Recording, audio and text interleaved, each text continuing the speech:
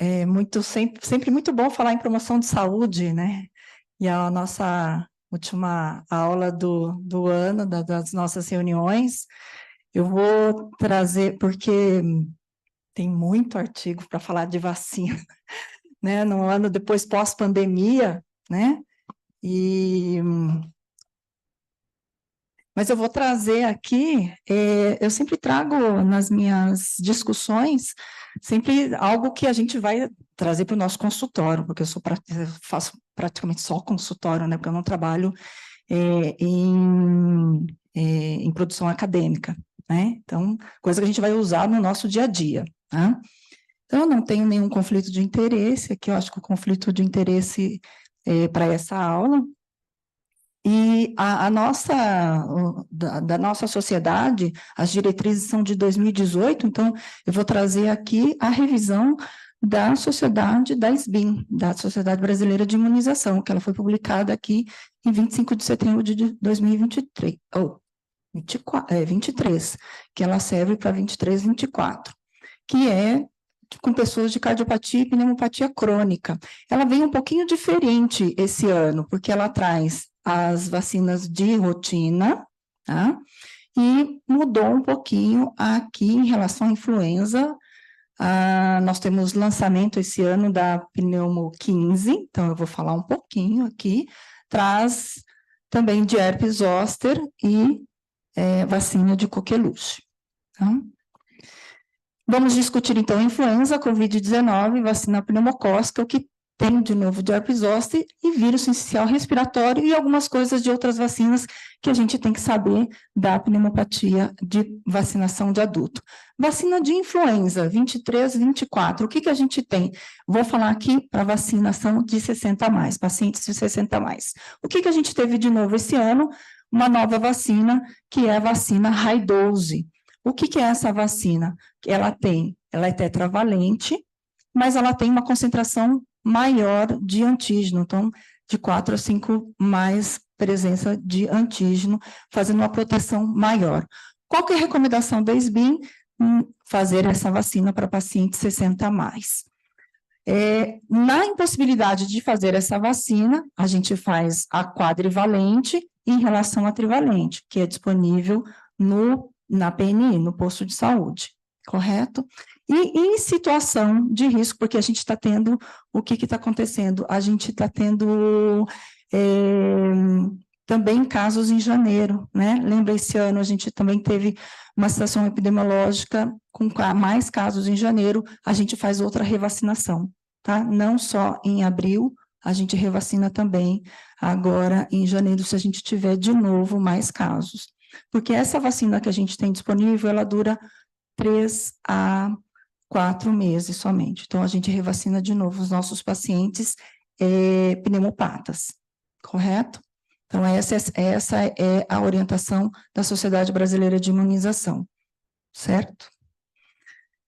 O que a gente tem e foi discutido? Esse é um artigo de 2022, mas foi muito discutido no Controvérsias em Imunização, Messaging Bottom, a vacinação de RNA mensageiro. Tá? Já está sendo, existem estudo fase 3, porque quando a gente tem essa vacina que a gente tem disponível, ela demora de 6 a 8 meses para ser produzido. Então, chega lá em agosto, setembro, a Organização Mundial da Saúde, ela coleta todos os vírus circulantes, faz a produção que leva de 6 a 8 meses para ser distribuído. Já a vacinação de RNA mensageiro, a gente leva 1 mês para ser distribuído. Então, a Moderna, ela já tem estudos fase 3 e provavelmente o ano que vem já vai ser distribuído. Tá? E outro artigo muito discutido também foi isso aqui, uma vacina universal, potencialmente universal para humanos, aves e suínos. Tá? Porque em 2018, eu lembro, a gente teve a gripe espanhola, em 1918, 1918 teve a gripe espanhola, 1957 a asiática, a gente presenciou aqui em 2019, lembra, a gripe suína, né? E a gente ainda está esperando, provavelmente, uma gripe aviária, né? Está todo mundo aqui esperando acontecer essa gripe. Então, existe uma produção intensa para fazer uma vacina universal. E isso foi muito discutido aqui no Controvérsias em Imunização, e o artigo mais discutido foi esse aqui. Tá? Então, logo, logo, em breve, a gente vai ter isso aqui. Por incrível que pareça, no Brasil, a gente toma todos os cuidados em relação a cuidados em relação a aves e suínos. Fora do Brasil, por exemplo, nos Estados Unidos, não, eles matam todas as aves e suínos que têm gripe, mas não tem uma vigilância epidemiológica para isso. No Brasil, a gente vacina tudo, tem todos os cuidados. Fora do Brasil, não. Então, a circulação desses vírus lá é muito grande. Então, o risco da gente ter um vírus circulando é muito grande fora, tá? Então, por isso que a vigilância para ter gripe fora do nosso país é muito grande, tá? Em relação à vacina de Covid, no Controvérsias em Imunização, miocardite e vacina. Então, o doutor Vitor colocou aqui, né, a discussão. Miocardite e vacina de RNA mensageiro, mito ou verdade? É uma realidade. Porém, o risco apenas na primeira semana. Então, tomou a vacina, o risco existe. Predominantemente depois da segunda dose. Maior risco na vacina Moderna, tá? Na vacina da Pfizer, ela é menor, mais provável fora do Brasil. Por quê? A segunda dose, ela foi feita com um intervalo menor, foi em 3 semanas. No Brasil, a gente tomou essa precaução de ser em 4 meses, tá? A segunda dose. Risco muito baixo, 0,3 a 5 casos em 100 mil vacinados fora do Brasil. Menor risco com intervalo estendido, como foi no Brasil. Caráter predominantemente benigno, o risco de miocardite pós-infecção por COVID, ela foi muito maior, obviamente, e a vacina reduz o risco de miocardite por COVID, tá? Isso foi comprovado aqui no Brasil, tá? E não tem correlação com arritmias, infartos ou mortes súbitas, e o COVID tem. Tá? E esse artigo é muito interessante, ele foi publicado no Lancet agora em agosto, tá? Que era o risco de doenças autoimunes seguido por COVID-19. E qual foi a conclusão? Que a COVID está associada ao aumento de risco de várias doenças autoimunes, como anemia perniciosa, lúpus, doença de Graves, SAF, trombocitopenia imunomediada, esclerose múltipla, vasculite e lúpus, e o risco poderia ser atenuado com a vacina. Tá? Então, quem quiser, eu tenho esse artigo, ele é muito interessante, é só me pedir. Tá? Vacina de Covid e influenza, foi liberado o estudo fase 3, avaliando segurança, tolerabilidade e imunogenicidade de a vacina em comum, já que ela é sazonal, tanto influenza e Covid, na vacina RNA mensageiro. Tá? Para pessoas saudáveis adultas de 18 a 64 anos, estudo fase 3, e se for positivo, ela deve ser liberada a partir do ano que vem, ou em 2024, 24 ou 25. Ok? Então, ela deve ser liberada. Uma coisa que eu não falei em relação à vacina de influenza, como não está circulando o vírus Yamagata faz 3 anos, provavelmente a Organização Mundial da Saúde vai orientar a vacina de influenza apenas trivalente, provavelmente, tá? Em relação à vacina pneumocócica, esse ano foi lançada a vacina conjugada 15, a vacina 13 valente, ela continua sendo produzida, mas nós temos a vacina 15 valente liberada na rede privada, tá? A partir de 40 dias de vida, tá? Também para adultos. Então, a orientação é que se faça a 13 ou a 15, tá? Para bebês e para adultos a partir de 50 anos de vida. Nos pacientes pneumopatas, a gente pode fazer a partir de 40 dias de vida. Tá?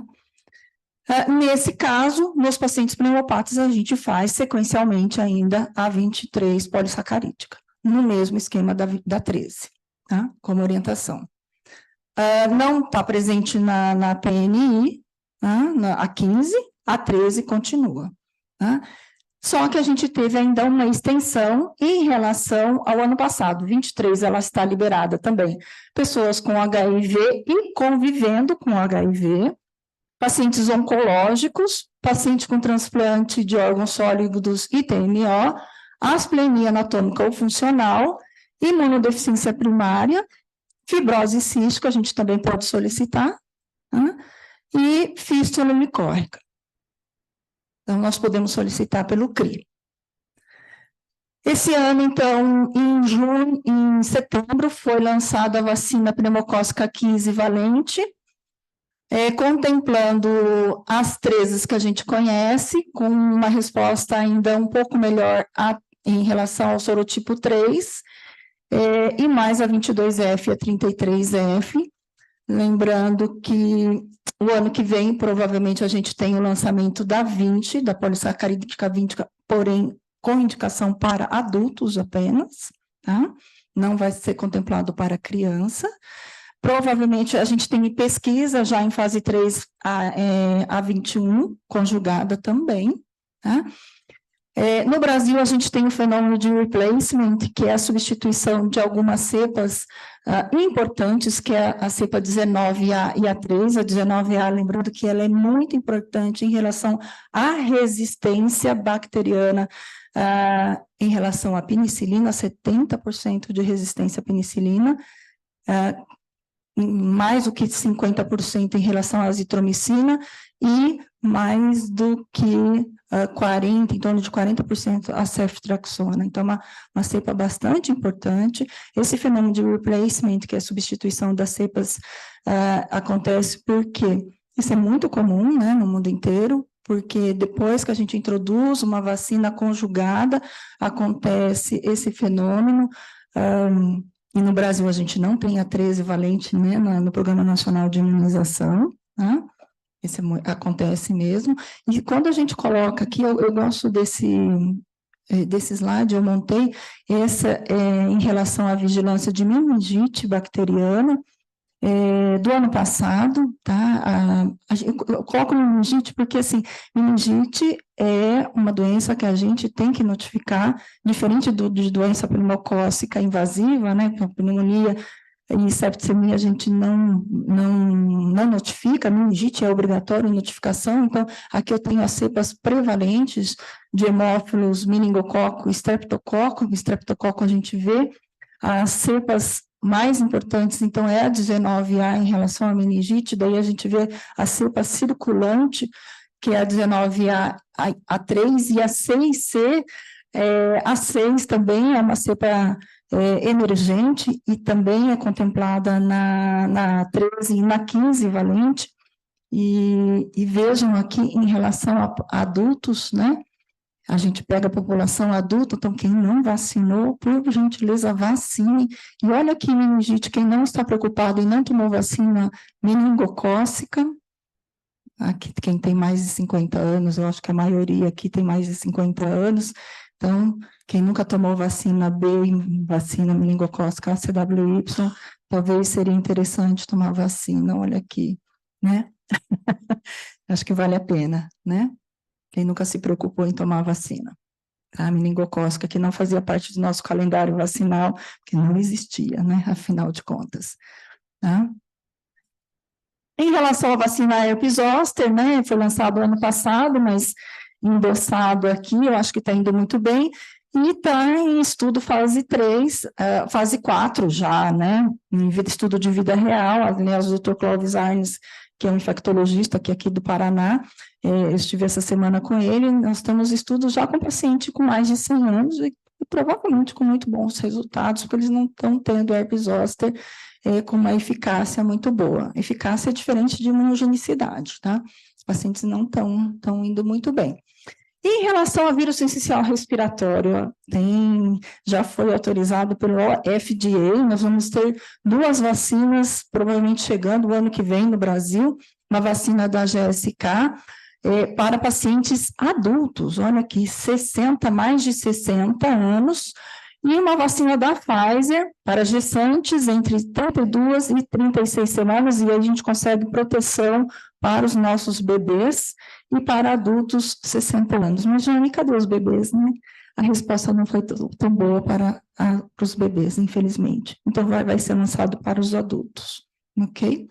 E aí, provavelmente, daí a gente consegue diminuir a incidência circulante, né? E aí, talvez, a proteção para os bebês vai ficar aqui para as gestantes e aí o nosso contato com os bebês, tá? Então, vai chegar aqui para a gente, tá? E aí o GOLD, como o doutor Irinei falou, né, importantíssimo aqui, evidência B, vacinação de influenza recomendado para a gente diminuir a taxa de exacerbação, melhora da nossa mortalidade. Vacinação recomendada para COVID, né, evidência B. Recomendação da nossa vacinação, e aí, ó, pneumocócica 20, e aí a gente não faz. Se fizer a 20, não é necessário fazer a polissacarídica 23, ok? Se fizer a 15 ou a 13, fazer sequencial a 23. Evidência B, a vacinação pneumocócica, diminui a PAC, e a exacerbação, evidência B para DPOC. CDC ainda recomenda vacinação do vírus sincicial respiratória para pacientes acima de 60 anos, paciente DPOC e paciente cardiopata, evidência A. Excelente, né? Mantendo recomendação aqui para vacinação de coqueluche e evidência B e proteção para herpes zoster, né? Imagina o nosso paciente DPOC tossindo, não dá, né? E tendo dor torácica. Outras vacinas que a gente tem que saber, né, porque nosso paciente é adulto, vacina vai ser lançada, hoje nós temos vacina meningocócica B, separada da CWY, porque são duas tecnologias diferentes, vacina meningocócica B é uma engenharia reversa, vacina ACWY, uma vacina conjugada, e a gente conseguiu aqui, a gente não, né, uma vacina, que é uma vacina da Pfizer, uma vacina ABCWY, vai ser indicada para pacientes entre 10 e 25 anos de idade, vai pegar população aí, adolescente e adulto jovem, tá? Porque é uma população que se aglomera, tá? É uma população importante. Esse ano, eu falo que a vacina de HPV é uma vacina para câncer, foi lançado para pessoas acima de 9 anos de idade, até 45 anos de idade, mas, obviamente, dá para prescrever só porque a população estudada, mas também indicada para câncer. A HPV-9 foi lançada esse ano. E a vacina de dengue, que foi lançada esse ano, uma vacina que foi estudada no mínimo 10 anos. Tá? Então, com resultado muito significativo. Eu acho que, na prática, né, porque a gente vai usar para o nosso consultório, do que foi lançado de atualização para a gente, foi isso, e para o ano que vem a gente vai ter muita novidade para a gente usar no consultório, e que a gente tenha um bom ano com menos pandemia e mais qualidade de vida para os nossos pacientes. Obrigada, eu fico à disposição para perguntas.